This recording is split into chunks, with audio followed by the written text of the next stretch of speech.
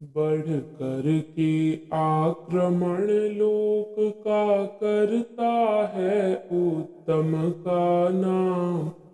गाय उन्हीं का नाम सखीरी, पावेंगी हम भी विश्राम।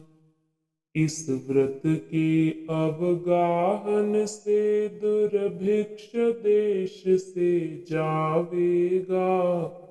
मास मास में 3 बार नीरद जल को वर्षावेगा।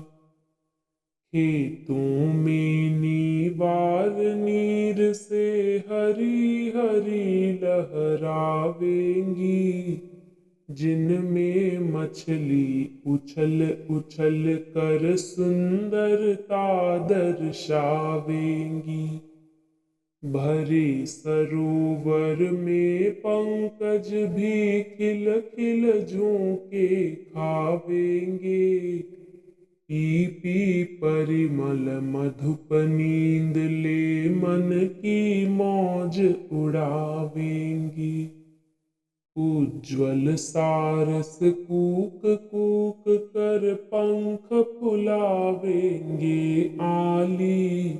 सुमन वाटिकाओं में तुलसी तरुवर रोपेंगे माली। हरा हरा तृण चर कर गौवे मस्त हुई पगुरावेंगी। छूते ही स्तन कलशों को भर खूब दूध उभरावेंगी। इसी भांति से पशुओं से भी हरा भरा होगा सब देश। स्वाभाविक संपत्ति आहा वह हो समृद्ध, नाशेगी क्लेश। इसी भांति से छूट जाएंगे सारे वे भव के भ्रम फंद। हे जानो मेरी सजनी, यही हमारे हैं अब छंद। हे जानो मेरी सजनी, यही हमारे हैं अब छंद। यह पद लोक कल्याण और भक्ति के माध्यम से समृद्धि और शांति के आदर्श को प्रस्तुत करता है। इसमें सखियों को व्रत और भक्ति की महत्ता बताते हुए कहा गया है कि जब कोई व्यक्ति उत्तम और पवित्र कार्य करता है तो उसका नाम लोक में बढ़ता है। गायत्री मंत्र और भक्ति के माध्यम से आत्मा को विश्राम और शांति प्राप्त होती है। इस व्रत और साधना के प्रभाव से प्राकृतिक आपदाएं जैसे दुर्भिक्ष मने अकाल समाप्त हो जाएंगी।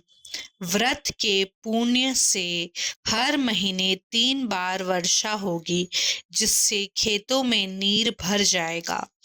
पानी से भरे खेतों में हरियाली लहराएगी और उनमें मछलियों का उछलना खेतों की सुंदरता को बढ़ाएगा। जलाशयों और सरोवरों में कमल के पुष्प खिल उठेंगे और उनकी सुगंध से मधुमक्खियां तृप्त होकर आनंदित होंगी। उज्ज्वल सारस पक्षी अपनी कूक से प्राकृतिक सौंदर्य को और मोहक बनाएंगे। बगीचों में माली तुलसी और अन्य पवित्र वृक्ष लगाएंगे, जो धार्मिक और प्राकृतिक संतुलन का प्रतीक है। गौ माता हरी घास चरते हुए स्वस्थ और प्रसन्न रहेंगी।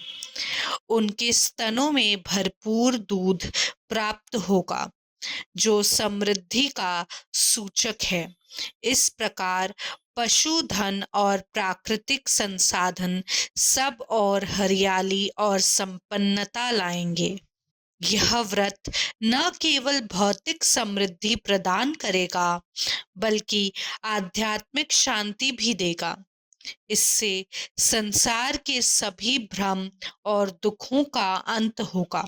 पद के अंत में सखियों को बताया गया है कि यही उनका लक्ष्य और साधना का मार्ग होना चाहिए, जो न केवल उनके जीवन को बल्कि पूरे समाज और देश को समृद्ध और शांतिपूर्ण बना देगा। यही इस छंद का सार है।